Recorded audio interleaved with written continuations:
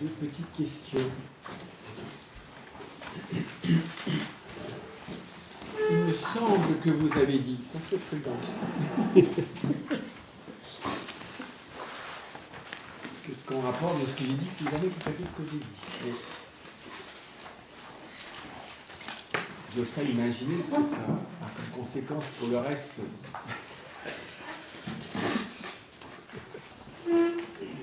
Bon. Que le monde doit être transsignifié. Pouvez-vous me donner plus de lumière?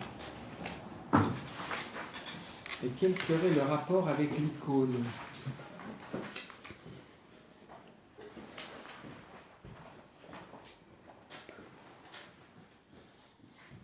Alors j'ai surtout dit, j'ai pas tellement parlé du monde, j'ai dit que la nature était transsignifiée, c'est-à-dire que ça regarde la finalité profonde de la nature selon la sagesse de Dieu. La nature n'a pas de fin en elle-même. Dieu crée. Et c'est montré de façon très forte dans le premier chapitre de la Genèse, dans le premier récit de la création,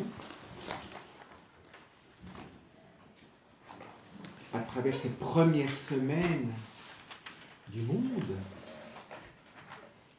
où tout converge vers ce sixième jour, c'est-à-dire vers l'existence de l'homme et de la femme. Après quoi Dieu peut se reposer, qui montre bien que c'est pour que l'homme et la femme, le mystère de l'homme et de la femme puissent exister et s'accomplir, que tout le reste est créé par Dieu. Je dis rapidement créé, ça ne veut pas dire que Dieu crée immédiatement tout ce qui est, mais ça fait partie de son œuvre créatrice, donc je dis Dieu créa, mais ça n'était pas la chose précise formellement. Qu'est-ce qui est créé directement par Dieu et qu'est-ce qui ne l'est pas directement? C'est selon, tout vient de lui, donc Dieu créa le ciel et la terre, Dieu créa etc. C'est-à-dire qu'il s'occupe des fourmis, des lézards, des beaux lézards verts ici. Comment ça s'appelle ces grands lézards? On pourrait en faire des lézards rôtis.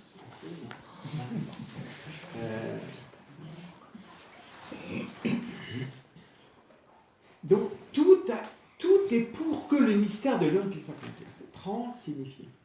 La nature en elle-même, d'une certaine manière, a une signification. Je regarde, je ne sais pas moi, l'olivier, le chêne, le chat.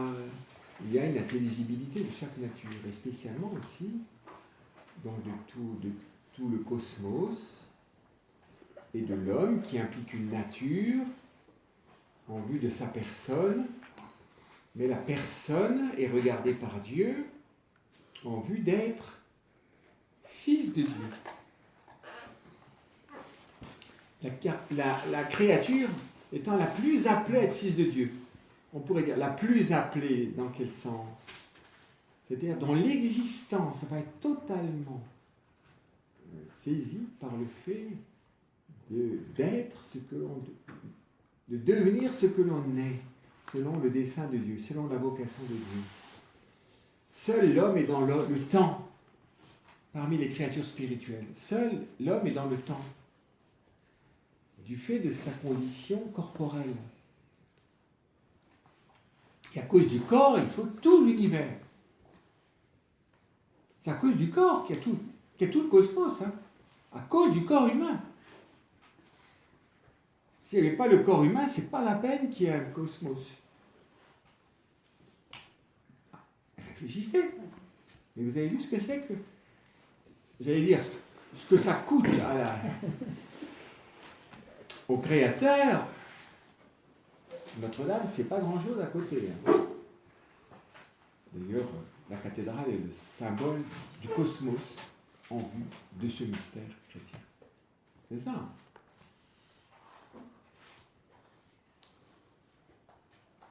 Cathédrale gothique. explicite que tout est en vue de la gloire de Dieu dans la gloire de l'homme, sanctifié par le Christ. Je ne sais pas si les futurs reconstructeurs de Notre-Dame ont conscience de ça. Certains peut-être.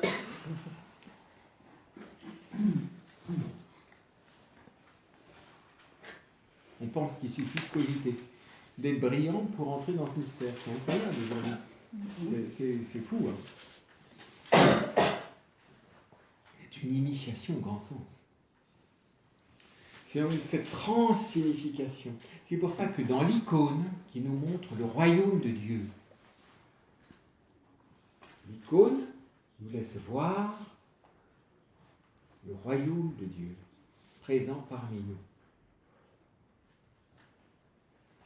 C'est-à-dire le dessein du Père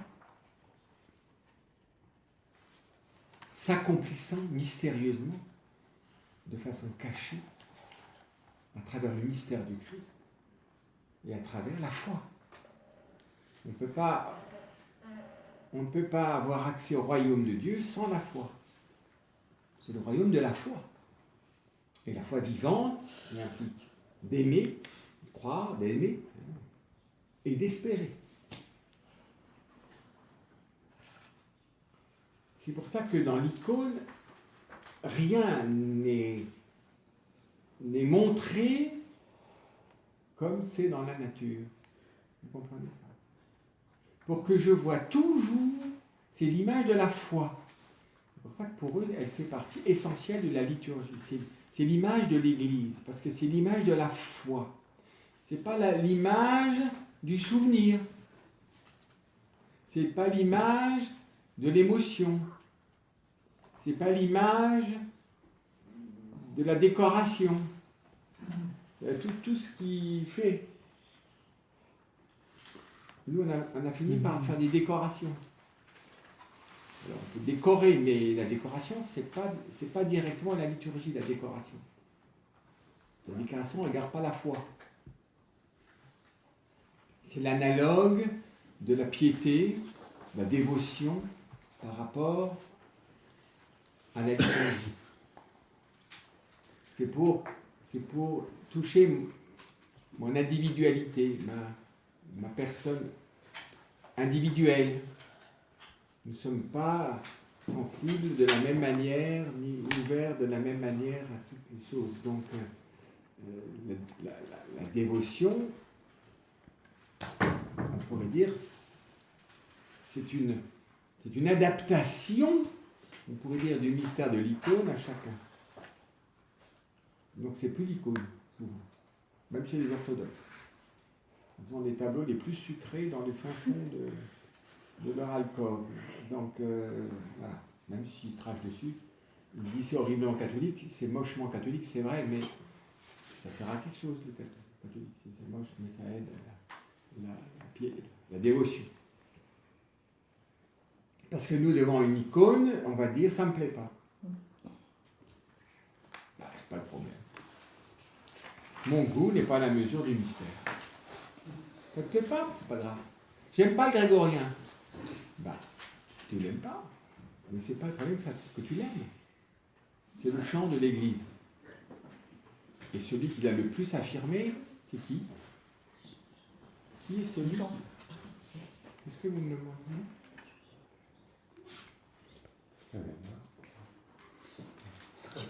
Donc pour Saint-Bernard, ce n'était pas un problème. Il l'a réformé, lui, en disant qu'il fallait qu'il y ait un peu moins d'ornement.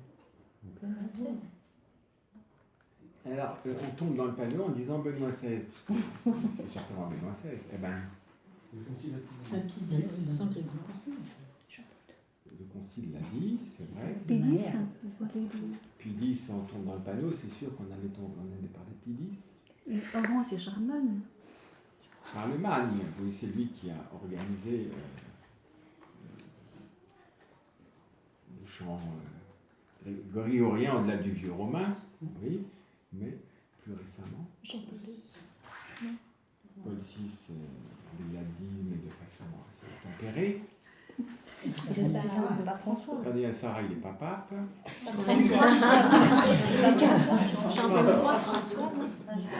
François. Non, Il ne l'a pas encore dit trop. Mais là, il a un peu dit sur le chant.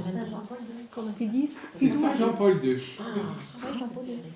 C'est Saint Jean-Paul II qui a dit des choses extrêmement importantes. Ah, mais il ne faut pas seulement penser, hein, il faut le dire. On ne peut pas donner la récompense si on ne fait que le penser. Le taquine. Saint Jean-Paul II a dit une chose extrêmement importante. Le chant de l'Église, et d'autant plus le chant de l'Église, qu'il se rapproche de l'esprit du chant grégorien. Donc ce n'est pas seulement le chant grégorien, mais c'est tout chant qui est sur le même esprit que le chant grégorien. Cet esprit du chant grégorien, c'est l'analogue au mystère de l'icône par rapport à une représentation visuelle. Or, puis-je écrire une icône sans... Alors, je peux copier une icône, c'est ce que font la plupart. Ça évite le pire. Parce que chez les catholiques, il n'y a pas de canon, donc on nous représente n'importe quoi. Mais je copie. Et le vrai iconographe, c'est un ministère. Je suis béni pour écrire une icône. J'apprends, mais il y a besoin, au-delà de l'apprendre, d'avoir l'onction de l'Esprit Saint. Ce n'est que dans l'Esprit Saint que je peux laisser voir quelque chose du royaume de Dieu. Vous comprenez, puisque c'est l'Esprit Saint qui est l'artisan et l'inspirateur de toute l'œuvre du Père. De même pour le chant grégorien, le chant de l'Église. C'est pas seulement comme ça me plaît, c'est pas comme je le sens, c'est pas comme... C'est pour ça qu'il n'est pas connaturel, ce chant-là. Il a une certaine austérité, mais il touche quelque chose de mystérieux. Ce que dit Saint Jean-Paul II. C'est cette transsignification. Toujours la profondeur. Dieu ne regarde jamais comme les hommes. Les hommes regardent quoi? À l'apparence. Dans le livre de Samuel. Quand Samuel est appelé à chercher le roi pour remplacer Saül qui a été congédié. Allez, tu vas trouver le futur, tu vas aller. Alors on suit les ânesses, on arrive par là, et puis on arrive chez Jessé, et puis Jessé a une ribambelle de fils. On ne parle pas des filles, parce qu'on rentre en ligne de compte, mais il a un certain nombre de filles. C'est pour le féminisme. Bon. Et on lui montre les plus membrus, les plus athlétiques, les plus esthétiques, les plus... Non. T'en as encore un? Oui, j'en ai encore un. Enfin bon. D'abord, il est roux. Et puis bon, il est derrière le troupeau, quoi. Non, tu veux quand même pas celui-là. Fais-le venir. Et Dieu corrige Samuel. Tu sais, Dieu ne regarde pas comme les hommes. Et en quelque sorte, c'est ce regard divin qui est communiqué dans cette transsignification. C'est tout ce qui signifie quelque chose, et par rapport à l'homme, fondamentalement, et par rapport à la sainteté de l'homme. C'est pour ça que, par exemple, le vegan, je ne sais pas comment ça s'appelle, c'est une caricature. La nature est plus importante que l'homme. Donc, il ne faut pas toucher une mouche, mais on peut avorter son enfant. Hein, c'est étonnant, hein. C'est vraiment... C'est l'autre paradoxe de la bêtise. Tu défends les mouches, parce que les mouches ont un rôle très important pour, certainement, hein, pour recycler la mer, parce que les mouches, c'est vrai, ça joue. Hein, mais c'est vrai. Écoutez, les insectes jouent très fondamentalement. Il faut bien la recycler, non? Voilà. Mais est-ce que c'est l'enjeu premier? C'est un enjeu écologique fondamental, c'est sûr. Mais quid de l'homme? Et l'homme, le mystère de l'homme n'est pas seulement selon ce que je... mais les canons de sa santé, de son bien-être, de son esthétique, de son truc, de son truc. C'est quoi la beauté de l'homme? La sainteté. Mais vous la voyez, la sainteté? Non. Et pourtant, elle se laisse voir. Mais comment? Eh bien, c'est transsignification. Tout est transsignifié. Depuis la barbe au sourcil, en passant par... Sophia, vous êtes torturée? Je voulais dire, c'est surtout la lumière qui est, il me semble. Oh, il n'y a pas que la lumière. Tous les de traits, toutes les déterminations, tout. Du rocher, en passant par les plantes, en passant par les animaux, en passant par les montagnes, les ravins, tout. Rien n'est comme dans la nature. Rien. C'est pour ça que on dit, mais qu'est-ce que c'est ça? On est comme une bête de somme devant une icône. Mais qu'est-ce que c'est que ça? Alors on dit, selon les canons de l'histoire de l'art occidental, que c'est primitif. Parce qu'ils étaient tellement bêtes, et nous qui sommes tellement intelligents, qu'ils n'avaient rien compris à la perspective. Ben justement, ils font exprès une perspective inversée. C'est le propre de l'icône, ça. La perspective inversée, c'est-à-dire je ne regarde pas selon le monde, mais je regarde selon Dieu. Oui, c'est une perspective inversée. Au lieu que ça parte comme ça, dans la ligne de fuite, ça fait comme ça. Mais ils ne sont pas idiots, ils l'ont fait exprès. Et nous, on pense que c'est primitif. Vous voyez, si on restaure Notre-Dame comme ça, heureusement qu'il y a beaucoup de naturalisme même dans Notre-Dame. Mais vous voyez, c'est-à-dire que la transsignification, c'est pour ça que normalement, le croyant, il a un regard iconique. Il voit le monde pas comme les hommes.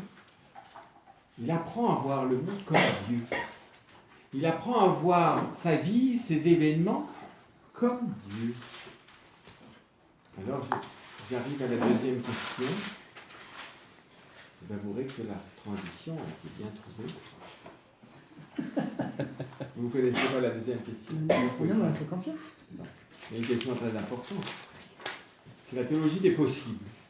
Alors nous, on aimerait toujours savoir, oui, si Adam n'avait pas péché, qu'est-ce qui serait passé, si ceci, et alors voilà. La croix pouvait-elle être évitée? Oui, c'est une grande question. Ça n'aurait pas pu être évité.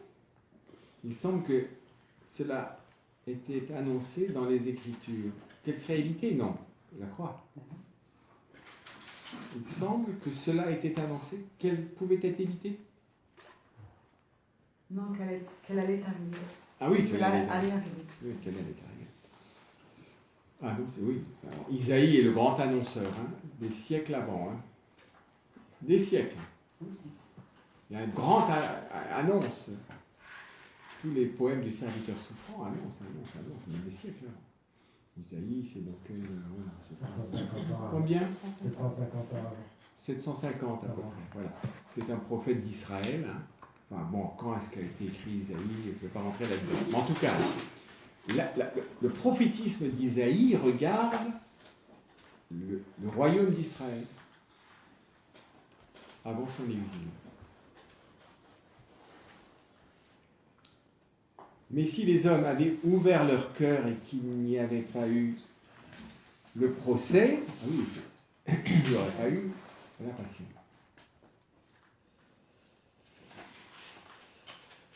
Et...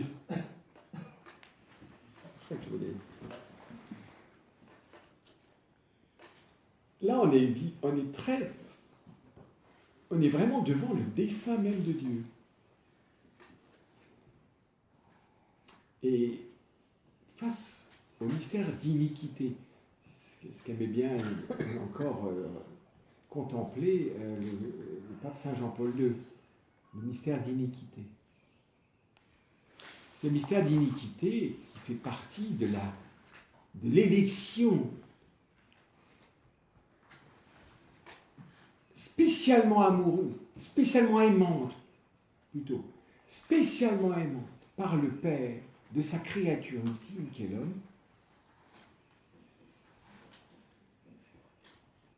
s'il y a une élection spécialement aimante sur cette créature qu'est l'homme, l'homme va être appelé à mettre en œuvre constamment dans sa vie sa liberté. La liberté est un risque conjoint à la communication d'amour. Vous ne pouvez pas, un amour spirituel et encore plus divin ne peut pas faire l'économie de la liberté. Si vous regardez Lilou, elle est tout le temps animée d'affect aimant, puisqu'elle est plus que ce qui a marqué sur la niche. Il faudrait dire chien méchant, un perspicace, c'est chien bon et quoi? On nous laisse la perspicacité, qu'est-ce qu'on met? Chien bon et Affectueux. accueillant, non. Non, affectueuse. Vous n'avez pas vu hier le rapport dominant-dominé durant tous les deux chiens, durant tout le chemin de croix? Si. Vous avez vu ça? Petit pauvre cheval aussi. Bon, le cheval. Vous ne voulez pas lui lire. Mais il n'y a pas de liberté. C'est très étonnant. Je me suis dit, tiens, tu lui m'as fait demi-tour, elle reprend, elle continue devant, on va lentement, puis elle revient. Qu'est-ce qui fait que ça change? C'est que des informations là, qui sont traitées bizarrement dans cette petite tête, qui fait qu'elle repart dans un sens où elle vient vers nous. Elle fait comme ça, elle ouvre un peu, elle renifle. Enfin, vous voyez, c'est incroyable si vous regardez ça de près. Nous, rien de tel. On aimerait pouvoir vivre comme ça, pour l'homme futur, mais on est pourtant doté d'un esprit. Et on voit bien, si on est un peu lucide, que nos journées sont un vrai problème. Comment être vivant dans une journée? Comment ne pas perdre son temps dans la journée? Comment faire que nos journées nous retrouvent vivants? Comment chaque journée sert la vie vraiment de la personne humaine? Donc, la liberté, c'est déjà vrai pour l'ange, mais l'ange n'est pas dans le temps. Donc, il n'est pas appelé à l'exercer comme nous. Nous, c'est constamment, constamment. Et quand j'éduque un enfant, je vois bien. Dieu me donne d'éduquer un enfant pour m'éveiller à mon propre mystère. Quand vous l'éduquez, fais pas comme ça, fais ça, tu m'aides, tu veux bien m'aider, tu veux bien faire ça, non, non, non, non, non. Vous voyez, hein? J'ai pas envie, oui, mais je fais rien, enfin oui, tout le temps. C'est nous, hein? C'est nous en petit. Mais nous, c'est ça en grand. Oui. Donc, ne croyons pas que Dieu a été surpris par l'avènement du mal, ni la rébellion de l'ange, donc la créature la plus parfaite, on dirait, objectivement la plus parfaite, la plus spirituelle, la plus intelligente, donc la plus guettée par la jalousie, par l'orgueil.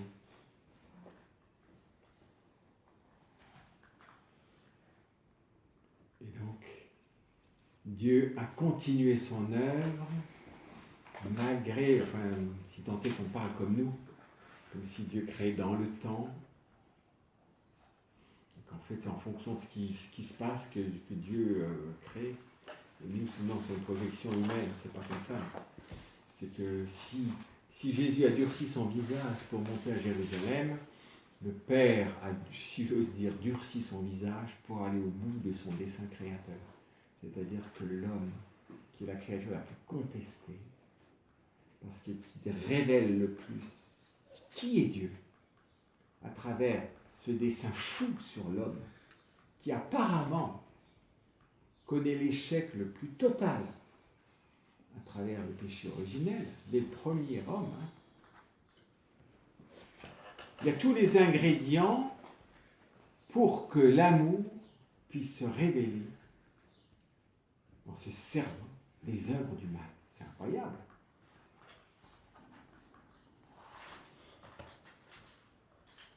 Puisque Dieu permet le mal, il ne veut pas le mal. Alors, il y avait un livre apologétique où il y a plein de choses bizarres dedans. Dieu sent l'idée du mal. Enfin, on ne lui a pas appris ce qu'était le mal à Dieu. Hein. Bon. Mais le mal est étranger au dessein de Dieu. Mais dans le dessein de Dieu qui implique la liberté, implique la possibilité du mal. C'est de la liberté par rapport au dessein d'amour de Dieu. L'amour ne s'impose pas. L'amour ne s'oblige pas. L'amour se donne. Et donc, la croix, si je regarde, est cette alchimie incroyable.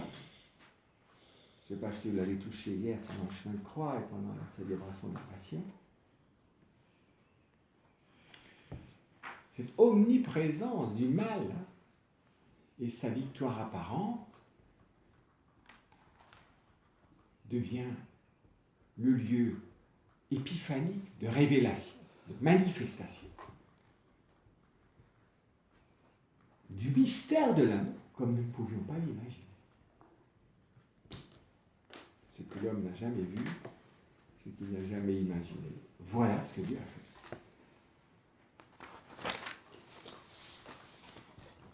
Et c'est pour ça que la grande transsignification se fait par rapport à la croix. Puisque la croix, selon l'invention romaine, c'est vraiment le supplice des infrahumains. Le supplice réservé aux esclaves. C'est pour ça que Paul n'a pas été crucifié. On ne pouvait pas crucifier un citoyen romain. Paul a été décapité. Alors, c'est mieux, je ne sais pas. Mais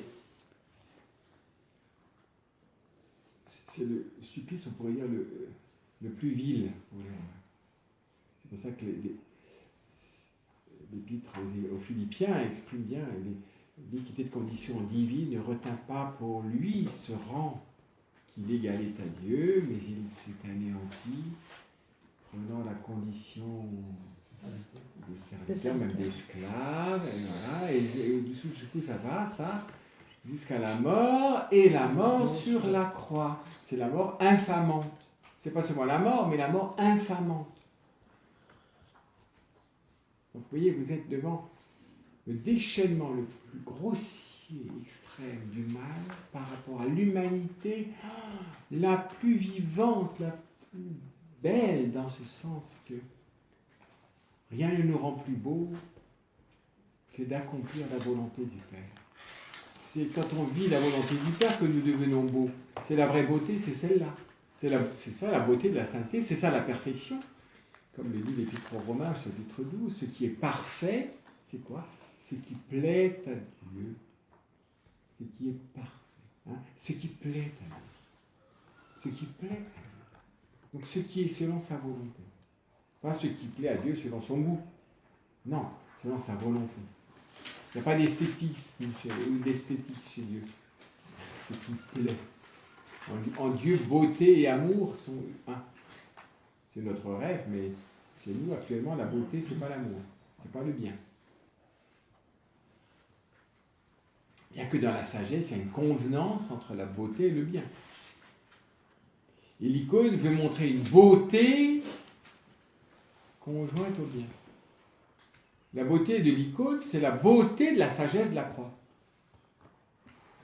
Donc, vous voyez, la sagesse de la croix. Mais la croix, si je la regarde objectivement, c'est comme les décombres de Notre-Dame. C'est pire que les décombres de Notre-Dame. C'est pire.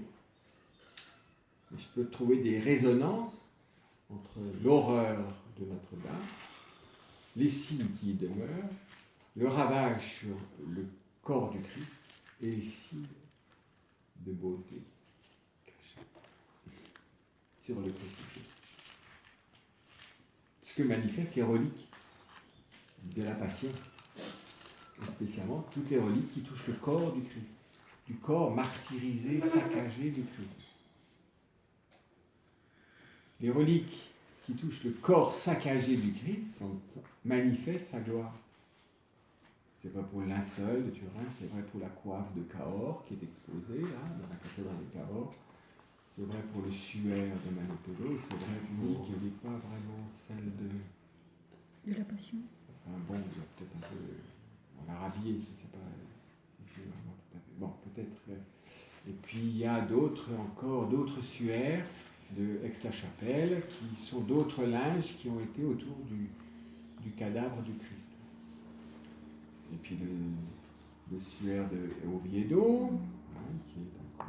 Tout ça manifeste curieusement, à travers l'horreur, le saccage sur le corps du Christ, le corps le plus aimant, manifeste une mystérieuse beauté.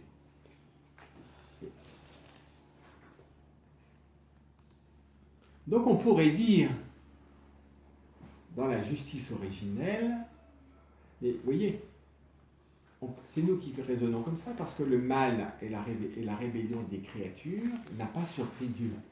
Dieu est éternel, donc on ne peut pas le surprendre. Ça ne veut pas dire que nous sommes déterminés. Vous voyez, il est éternel. L'éternité porte le temps. Donc Dieu voit ma vie de toute éternité, depuis son alpha jusqu'à son oméga. Pourtant, c'est pas lui qui me détermine dans ma vie. C'est un peu comme, je prends l'exemple souvent d'une maman qui se promène avec son enfant. Quand il est assez grand, elle ne le met plus à la laisse. Il y a des mères qui promènent dans la laisse pour qu'il ne fasse pas de bêtises. Donc voilà, enfin, normalement, on ne promène pas son enfant à la laisse. Qu'est-ce que fait l'enfant? L'enfant va où il veut. Et pourtant, il suit sa mère. Un vrai enfant, il va où il veut. Il va comme ça, bon, quand il fait des bêtises, il ne va pas sur la route, ne penche pas trop près de ça, touche pas ça, enfin, vous voyez, tout ça. Mais en fait, il va un peu où il veut. Mais en fait, il suit sa mère. Et pourtant, à chaque instant, il va où il veut. C'est comme Lilou. Non, pas tout à fait comme Lilou. C'est plus élaboré que Lilou. Ça commence peut-être un peu comme Lilou, mais de moins en moins comme Lilou. C'est de plus en plus selon lui, pour le meilleur ou le pire. Vous le voyez, plus ils grandissent. C'est de moins en moins Lilou. Parce que Lilou, c'est stéréotypé. Tandis que plus il grandit, plus vous allez voir ce qu'il y a dans le coffre-fort. Il y a des belles choses et des mauvaises choses. Et donc, mais vous voyez, vous ne le contraignez à aucun moment, et pourtant, il va là où vous allez. C'est curieux. Vous n'êtes pas étonné de là où va arriver votre enfant, puisque vous savez où vous allez.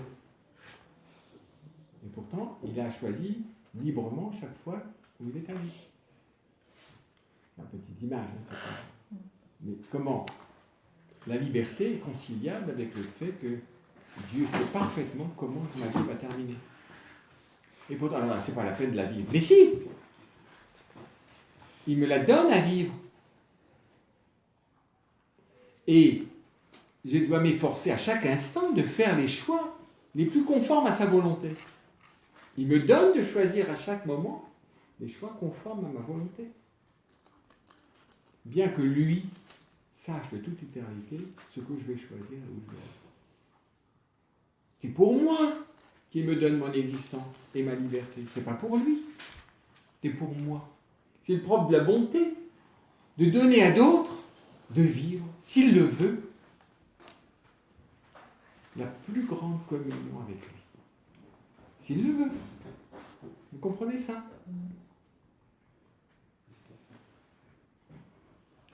Donc, dans l'absolu, si Adam n'avait pas péché, l'économie d'amour de Dieu sur l'homme n'aurait pas impliqué la croix. Ce qu'on appelle en théologie, dans la justice originelle, on pourrait dire, n'était pas notre sainteté, notre salut ne passait pas par la croix. Mais, je vous l'ai dit, la rébellion, le fait de se laisser couper du Père, se détacher du Père, n'a pas surpris Dieu. Et c'est pour ça que le mystère de l'incarnation, je peux dire, si je vais jusqu'au bout, il est voulu de toute éternité.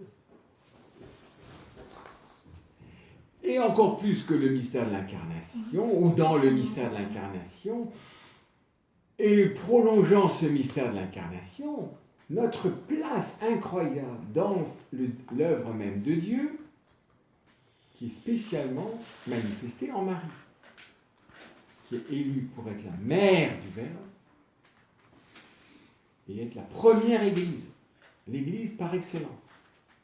Donc la coopération, non seulement pour l'incarnation, mais la coopération pour enfanter dans la miséricorde l'humanité. C'est le mystère de l'Église. C'est Marie qui est la première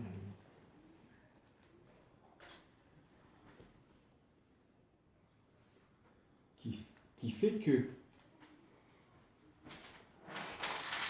c'est par la croix et à cause du péché que va s'accomplir l'incarnation.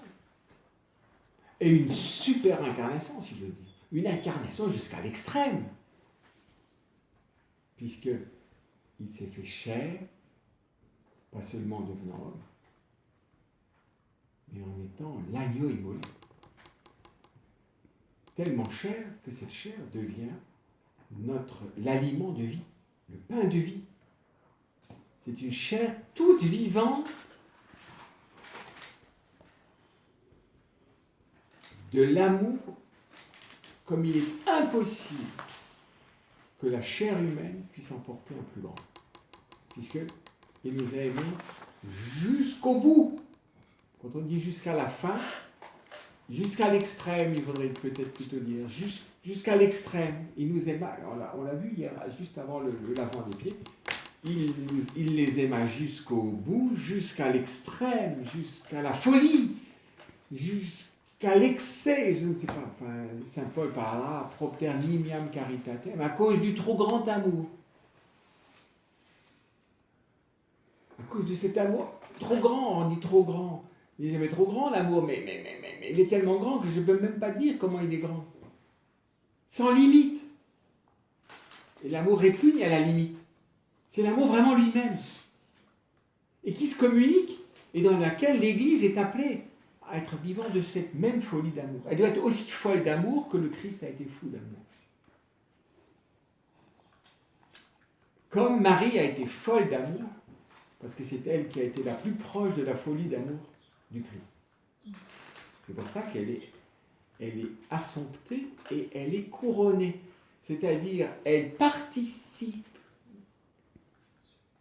à l'autorité de Dieu sur l'achèvement du dessein d'amour de Dieu sur l'humanité. C'est ça être reine de l'univers. Marie est introduite et elle a une autorité dans l'achèvement de l'œuvre d'amour de Dieu. C'est incroyable. C'est dire jusqu'où ça va. Jamais dans la justice originelle, ça n'aurait pu se faire. Il n'y aurait pas eu le mystère de l'Église dans ce sens que le mystère de l'Église est implicite, on pourrait dire, dans le mystère humain, puisque l'humanité était vue comme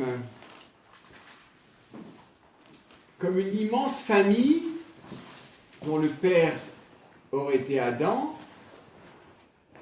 mais ça aurait été une paternité sacerdotale. C'est-à-dire qu'Adam était médiateur pour tous ses descendants de la grâce de Dieu, de telle manière que cette famille soit le lieu de la charité personnelle où chacun devient pleinement fils de Dieu. La famille des fils de Dieu. Mais pas du tout selon la croix. En agrandissant le jardin d'Éden. En faisant de la permaculture,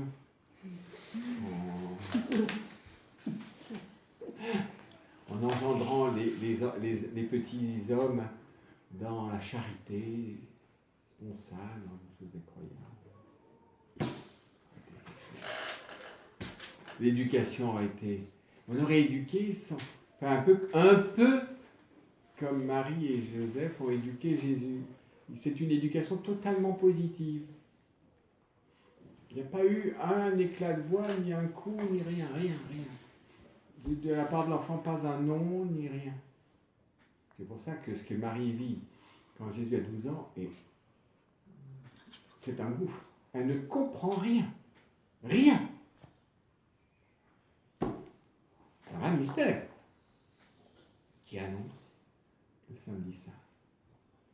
Et nous y arrivons. Parce qu'avec ces questions, vous avez voulu éviter le samedi saint. Parce que le samedi saint, c'est un jour très mystérieux qui est emblématique du temps de l'Église. C'est quoi? La disparition sous nos yeux, de chair, du Christ. Jusqu'à ce qu'il vienne. Comme entre l'ascension et le retour du Christ. Les anges à l'ascension disent ça. Il reviendra comme il est parti. Le comme il est parti, ça ne veut pas dire comme il descend et monte comme il est parti. Selon le même, dans la même unité, dans la même signification. Pour la même raison qu'il est parti, il reviendra. Il reviendra pour la raison pour laquelle il est parti. C'est bizarre, ça, hein? C'est bien dans le dessein de Dieu de nous remettre.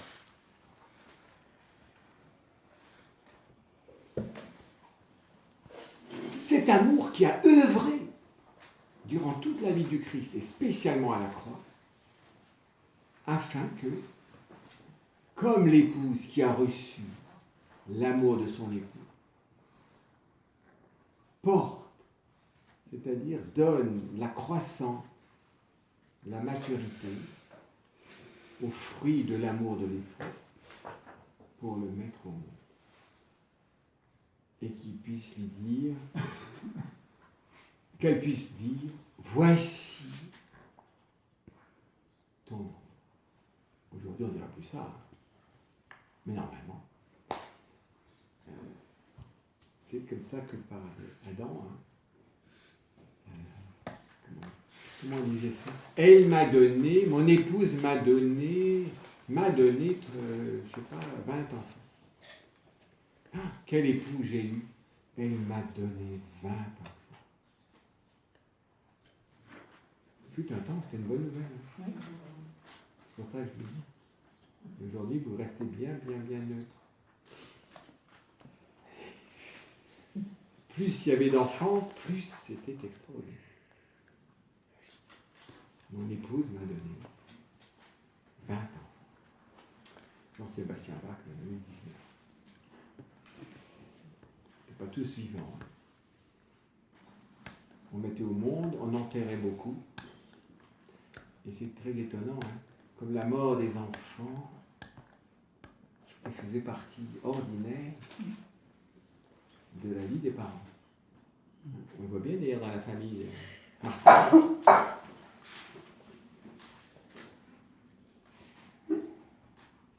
Aujourd'hui, elle est très curieuse. C'est très curieux aujourd'hui. On fait des prouesses pour la mortalité infantile et on ne les veut pas. Ou alors on les idolâtre. C'est curieux. On est entre l'idolâtrie et le refus. Les contraires sont le même genre. Mais jamais une attitude juste. Rien n'est juste. C'est pas juste.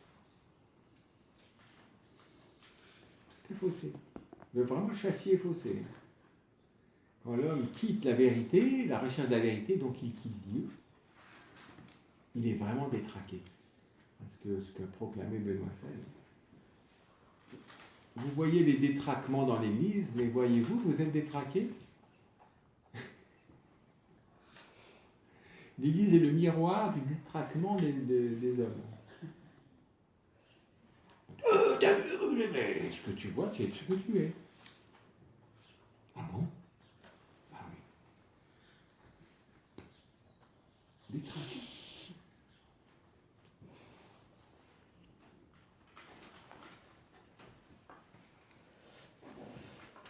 Et donc, vous voyez, l'Église est au labeur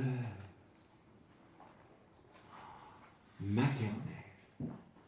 C'est pour ça que c'est le mystère de la femme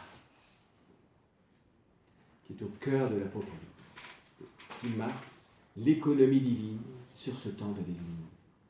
L'Apocalypse. Heureux qui lit ce livre. C'est comme si je partais en ne voulant surtout pas regarder la carte.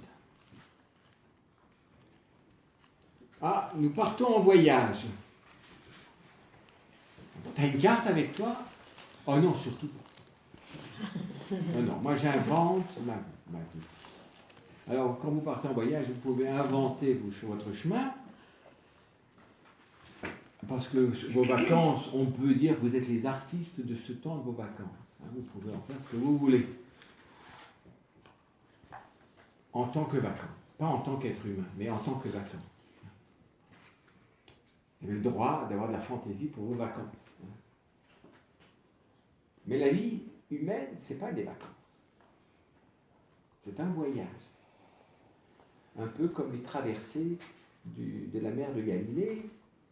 Quand on traversait la mer, ils arrivaient où ils se rendaient. Ça veut dire qu'il y a une destination. Il n'y a aucun flou. Dans l'idéologie de l'évolution, l'homme pense qu'il va faire des vacances, quoi. C'est-à-dire qu'il va aller où il veut. Il va aller où il veut, il va faire ce qu'il veut, ça va donner ce qu'on verra. On va faire des vacances, c'est selon notre caprice. Vous avez le droit les caprices un peu pendant les vacances. Mais la vie humaine, c'est pas des vacances. Pas du tout. Parce qu'il n'y a rien de flou dans un dessein d'amour. Si vous regardez celui que soi-disant vous aimez, sans un vrai dessein pour lui, vous ne l'aimez pas. Vous l'exploitez, ou vous l'abandonnez. Vous l'exploitez ou vous l'abandonnez. Généralement, l'un aboutit à l'autre. Après l'exploitation, l'abandon. La culture du jetable. Hein? Les gens se jettent les uns les autres, c'est incroyable. Le jetable. Ah oui, mais vous comprenez? S'il n'y a pas de vérité, il n'y a pas d'amour. S'il n'y a pas d'amour, il y a de la consommation. S'il y a de la consommation, eh bien on jette après, non? Parce que le grand problème de la société de consommation, c'est le problème des déchets. Et donc du plastique dans les mers. Et c'est seulement la Méditerranée, paraît-il. Au point que quand vous avez un truc en plastique, vous avez 2 heures pour mettre quelque chose dedans. Parce qu'après 2 heures, il commence à se désintégrer pour des motifs écologiques, afin que les micro-parcelles de plastique ne se voient pas, mais tout est contaminé comme ça. Regardez, hein, comme le dessein de Dieu n'est pas du tout comme on pense. Dieu pense l'avenir de chaque personne comme le père le plus aimant, comme la mère la plus aimante, comme l'ami le plus aimant. Tout ça. C'est pour ça que quand nous partons en voyage de vie, il vaut mieux avoir une carte. Et qui nous a donné cette carte? Celui qui était comme dans un samedi saint. L'exil, alors l'aboutissement de Saint Jean à Patmos dépend des versions, parce que comme on est des frères ennemis avec l'Orient, évidemment, la version n'est pas la même. Pour les orientaux, Jean n'a jamais quitté l'Orient.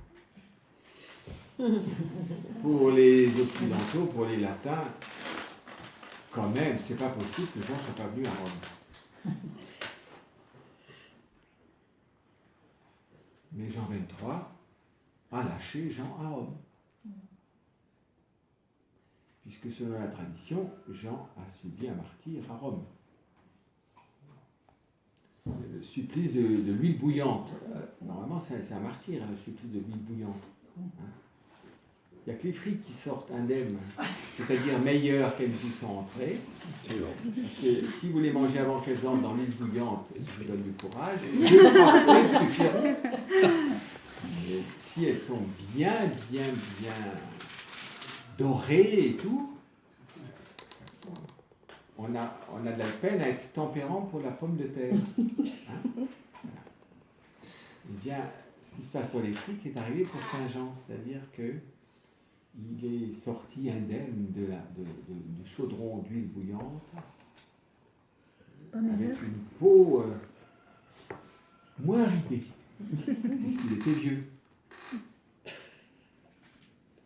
Alors voilà. Alors, le rationalisme latin s'est dit, comment peut-on fêter un martyr qui n'est pas mort? On fêtait le martyr de Saint Jean.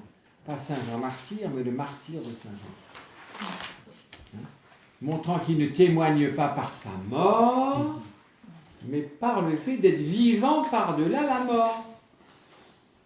C'est-à-dire vivant dans ce qui pour l'homme est l'équivalent de la mort. Le samedi saint, tout est mort. Et Marie est la seule vivante.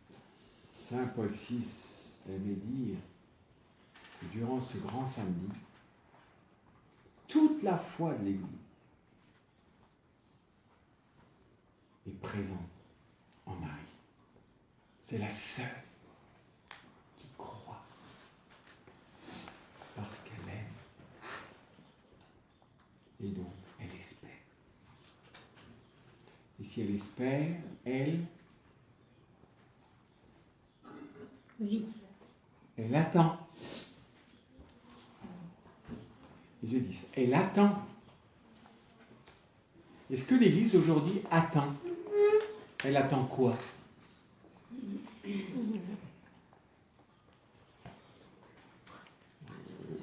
Notre Père Marie-Dominique était saisi par cette attente.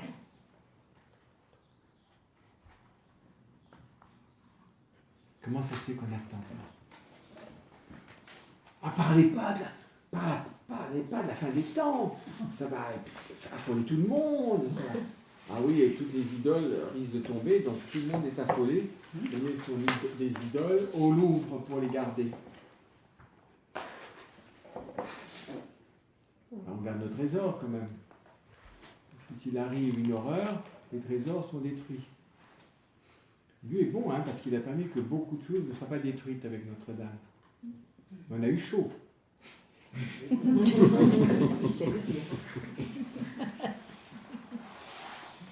C'est voir ça.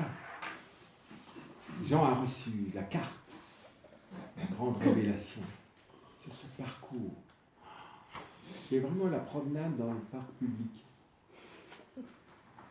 de l'Église depuis son ascension jusqu'au retour du Christ. C'est vraiment une promenade idyllique. Le parc, quoi, la tête d'or, comment on peut le dire? Ça existe, ça? Que sont pour dire? Au jardin du Luxembourg, assez proche de Notre-Dame. Pour frère Antoine, une virée dans les montagnes. Déo, c'est montagne. Ouais, qu'on sent les montagnes françaises, mais bon.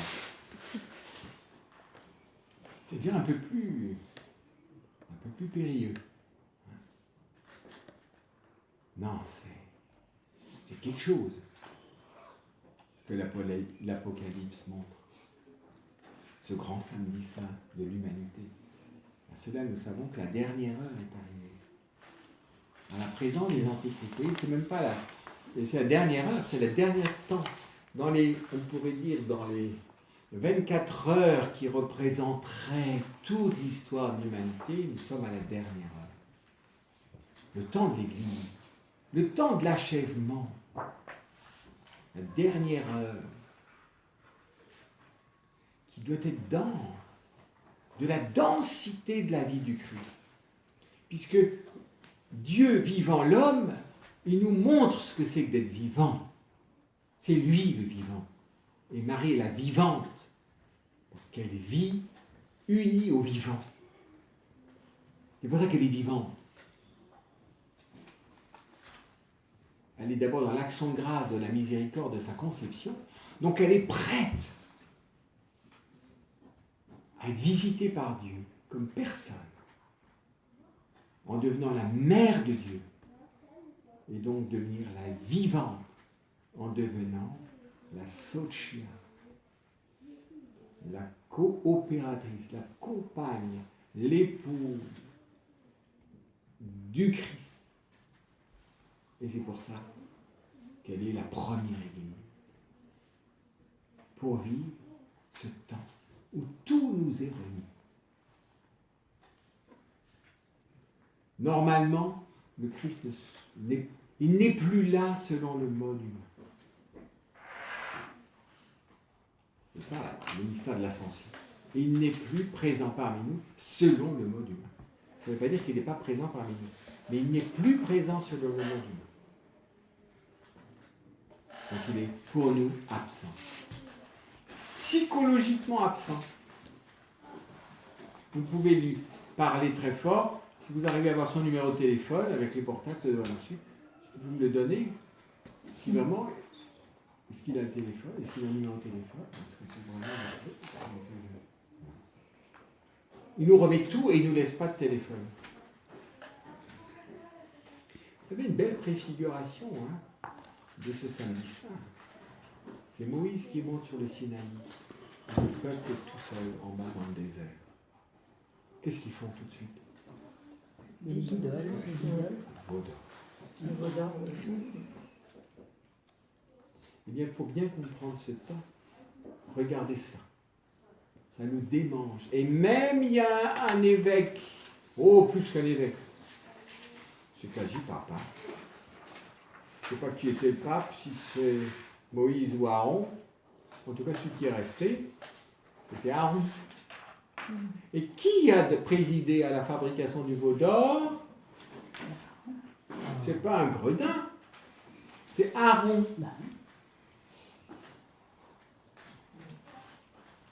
C'est très vous savez, c'est très éclairant sur ce que nous vivons aujourd'hui. C'est pour ça qu'on ne faut pas mettre l'Ancien Testament au placard, parce qu'il est descriptif, mais il est éclairé par l'accomplissement du mystère. On pourrait dire que Moïse représente, annonce le Christ. Quand il monte vers son Père, c'est comme Moïse qui monte sur le Sinaï, recevoir pleinement le dessein de Dieu à travers la loi. Et ils sont 40 jours et partis. Mes parents faisaient l'alpinisme et mon petit frère et moi, on était les plus jeunes. Bon, ça aurait été plus âgé. Mais, vous savez, il y a un moment, on est encore petit, puis pas petit, on est encore enfant, mais pas petit. Et alors, pour la haute montagne, il y a comme un moment où l'enfant peut commencer à suivre et avant, non. Donc, qu'est-ce qui se passait? C'est que pour mon petit frère, il était confié à ma garde, moi j'étais entre les deux, et donc je devais garder mon frère, pendant que mes parents et ma sœur partaient à l'assaut des montagnes. On était dans la montagne, mais jusqu'au pied de la chose un peu difficile. Après, il fallait attendre toute la journée.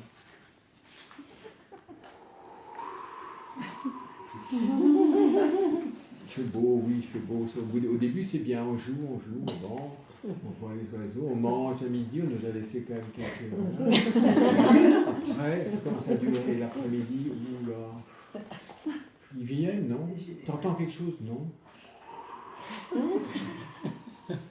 L'orage arrive, comme d'habitude en montagne, surtout si c'est vers Chamonix, vers 3 heures, ça commence à se gâter bien.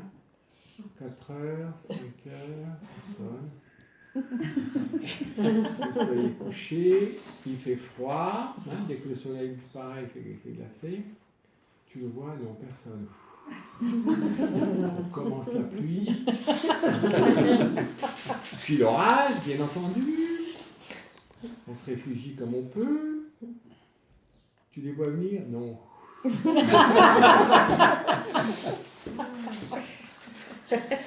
Mais c'est ça l'Église. Et quand ils reviennent, mais pourquoi vous êtes inquiétés?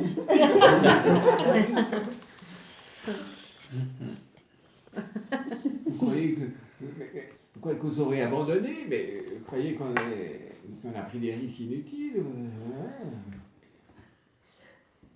Quand ça arrive. Mais je donne des images. Parce que nous doutons tout le temps de l'amour de Dieu.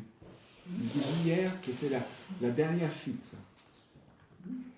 Le plus lourd, c'est notre manque de foi.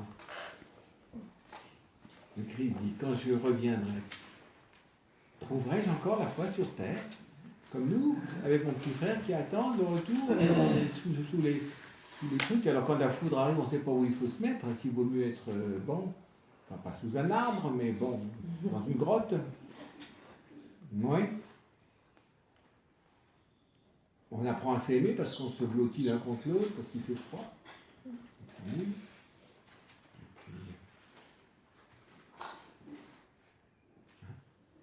C'est comme ça. C'est comme ça. Si vous lisez l'Apocalypse, et Jean, quand il reçoit l'Apocalypse, c'est un grand samedi saint. Tous les premiers apôtres sont morts. C'est comme les jeunes générations qui prennent la suite. On n'est pas toujours rassuré par ce que font les jeunes générations. Ben, c'est ça que dit Jean. Hein. Les successeurs des apôtres. Ils n'ont pas connu le Christ. Ils sont les derniers à avoir connu le Christ. Tout seul, en exil, dans la persécution.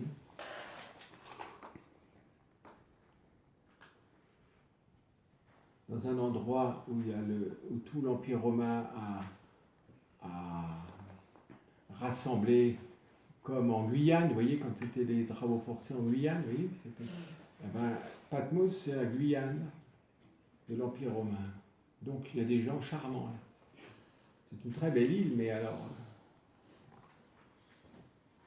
Donc l'histoire disait cette île était infestée de démons. Ça veut dire quoi? Plein d'hommes mauvais.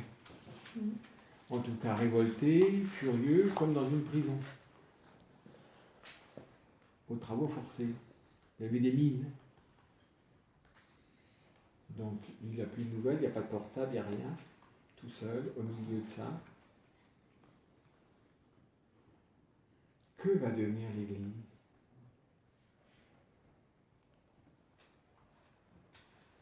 Mais qu'as-tu fait? Quoi de sens à tout ça? Tout est presque perdu. Il n'y a pas d'avenir.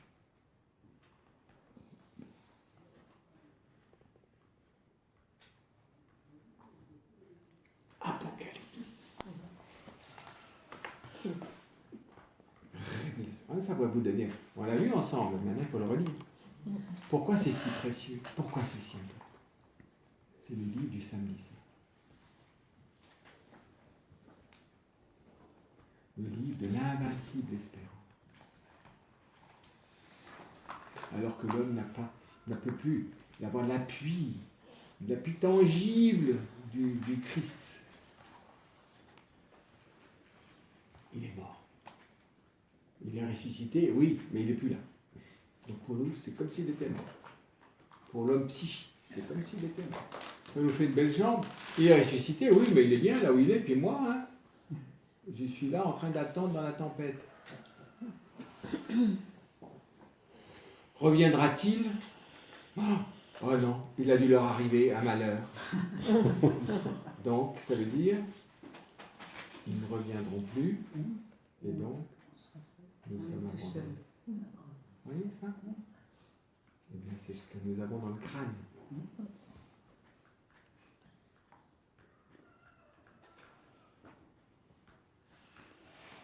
C'est pour ça que ce mystère du samedi saint est si important. Il faut apprendre à vivre. Et quand on vit des choses terribles, est-ce que nous vivrons certainement des choses terribles? Parce que notre Europe n'est pas au bout de sa peine, de ses peines. Et à mon avis, ce qui se passe pour Notre-Dame est un signe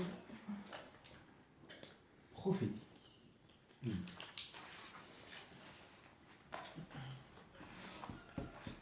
Est-ce que parce que Notre-Dame est en ruine, l'Église est-elle morte?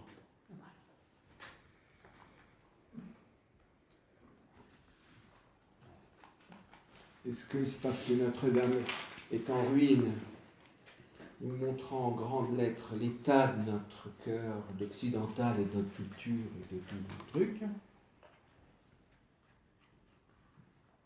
Est-ce que toute espérance a disparu?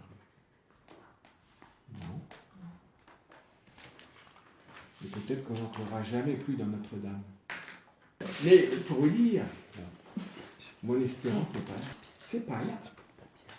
C'est pas dans la reconstruction. C'est dans le fait de vivre ce mystère que rend visible Notre-Dame. Dont les signes curieux des choses épargnées sont l'indice afin que nous vivions la grande espérance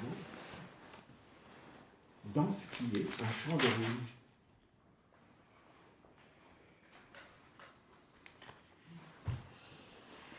Vous voyez? Je pense que l'Europe ne redeviendra jamais ce qu'elle a été. Elle sera un lieu, je crois, comment dire,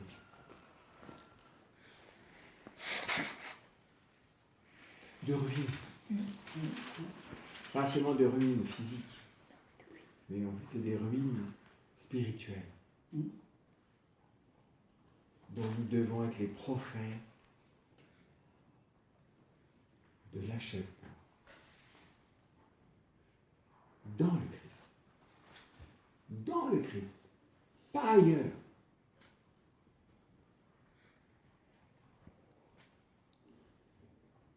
Et notre grande mission, c'est d'espérer contre toute espérance.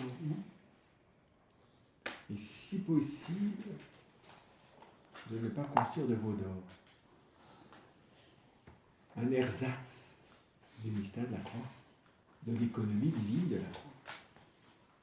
Comme Marie a vécu pleinement ce samedi saint.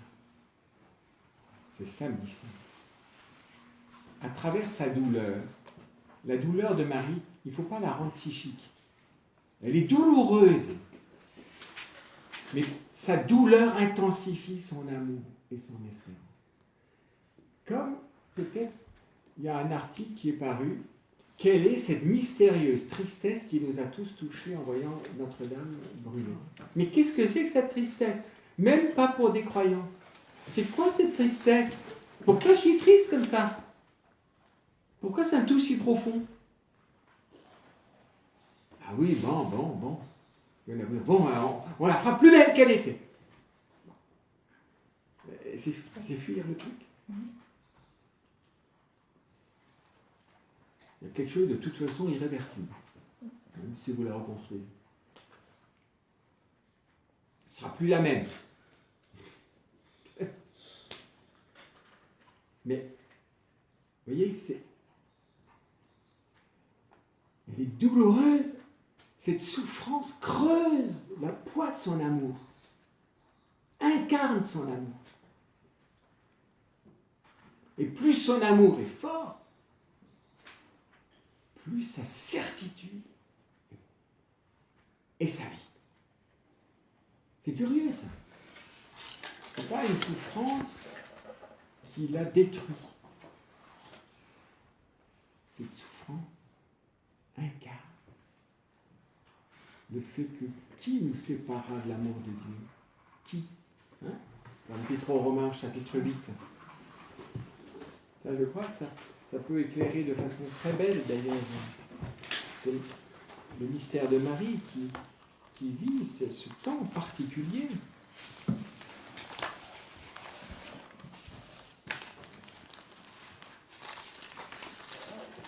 Que dire après cela?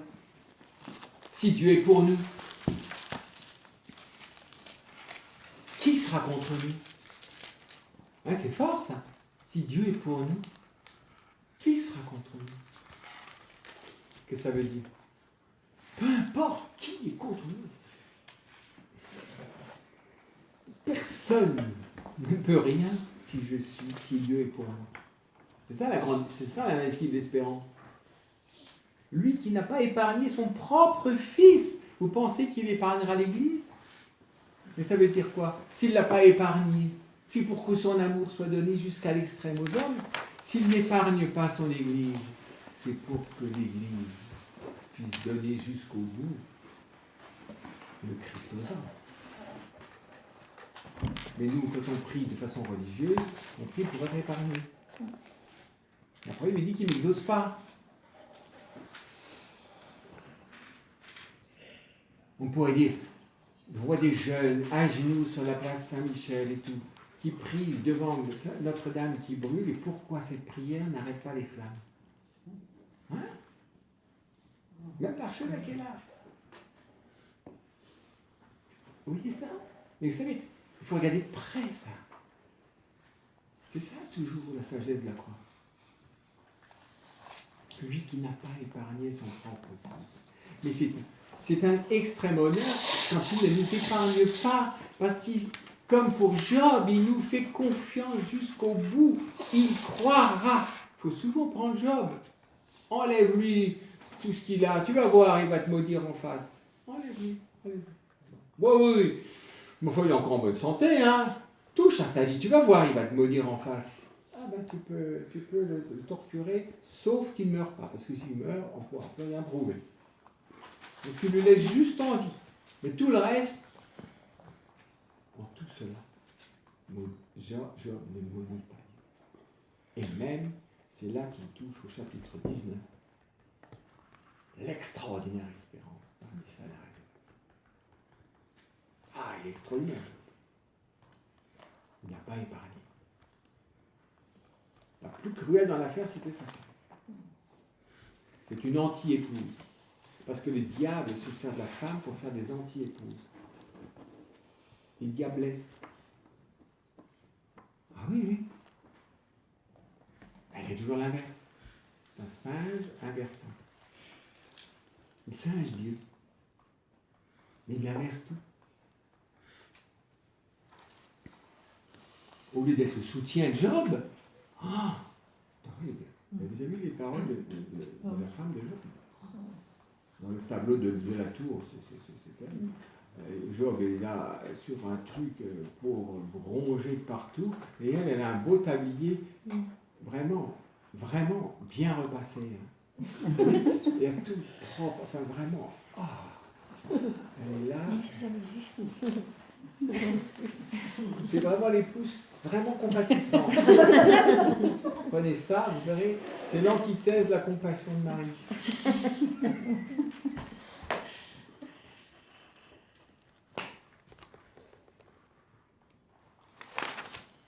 Comment avec lui ne nous accordera-t-il pas toute faveur? Et comment il nous accorde toute faveur? Que les hommes soient sauvés, d'être fidèles jusqu'au bout. C'est ça la faveur que demande Paul. En tout cela, je sais que je serai le grand vainqueur, pas qu'on ne me coupera pas la tête. Non, je serai fidèle jusqu'au bout. Et j'aurai enfanté jusqu'à l'extrême.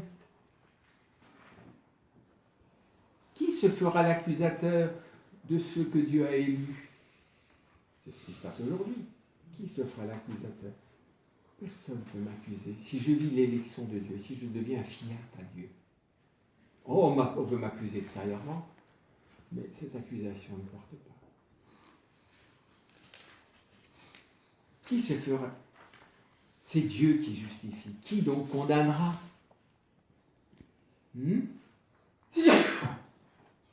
D'accord? Le Christ Jésus, celui qui est mort, que dis-je? Ressuscité, qui est à la droite de Dieu, qui intercède pour nous. Qui nous séparera de l'amour du Christ? La tribulation? L'angoisse? La persécution? La faim? La nudité? Les périls?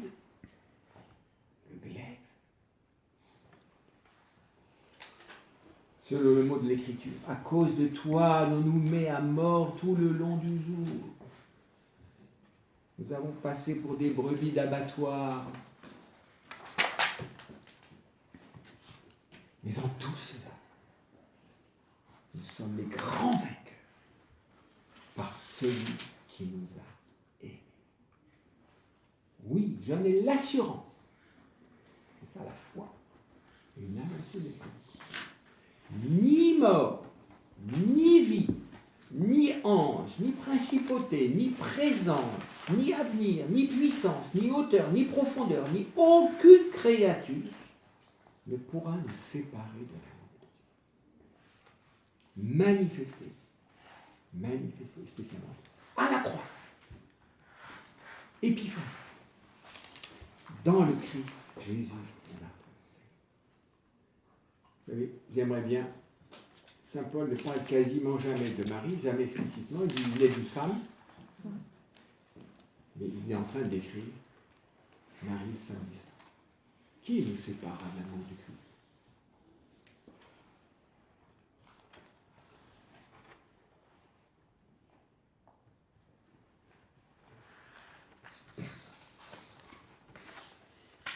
Et c'est pour ça qu'elle attend. Éveillée, croyant, aimant, espérant. Tout ça, je crois, dans un grand silence. Il faudrait interroger Jean. Il l'a pris chez lui. Je crois que Marie éclaire plus quand on la regarde vivre que quand on la fait parler. Essayez de la faire parler. Je crois que Jean n'a pas essayé. Il a attendu qu'elle parle. Et comme un enfant, il regarde vivre sa